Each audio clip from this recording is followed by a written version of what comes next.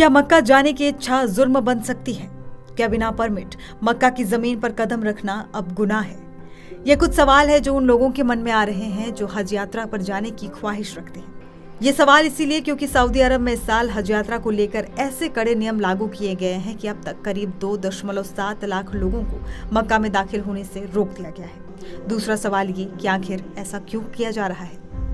सरकार की तरफ से दी गई जानकारी के मुताबिक ये फैसला सुरक्षा कारणों से लिया गया है। रिपोर्ट में कहा गया है कि ये फैसला हज के दौरान लोगों की सेफ्टी और ओवर क्राउडिंग को लेकर लिया गया है। कथित तौर पर यह कदम व्यक्तियों को उचित रजिस्ट्रेशन के बिना हज करने की कोशिश करने से रोकने के लिए उठाया गया है। दरअसल कई विदेशी नागरिक इससे पहले उम्रा या यात्रा वीजा लेकर सऊदी में प्रवेश कर जाते हैं और फिर आधिकारिक अनुमति के बिना हज में भाग लेने के लिए अवैध रूप से वहीं रुक जाते हैं। इससे भीड़भाड़ अत्यधिक बढ़ जाती है और उसे मैनेज करना बेहद मुश्किल हो जाता है।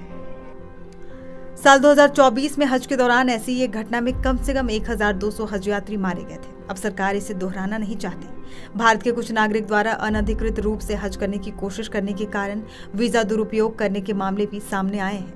ऐसे में सऊदी अरब ने ओवर क्राउडिंग समस्या से निजात पाने के लिए भारत के नागरिकों पर भी ये बैन लगाया है।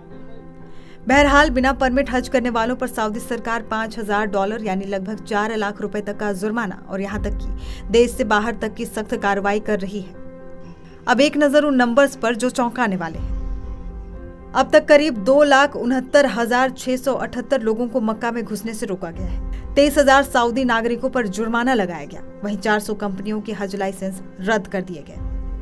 हज यात्रा जो हर मुसलमान की ख्वाहिश होती है कि वो जिंदगी में एक बार जरूर मक्का जाए, लेकिन क्या अब उस एक ख्वाहिश के लिए सिर्फ नियत नहीं, परमिट भी जरूरी है?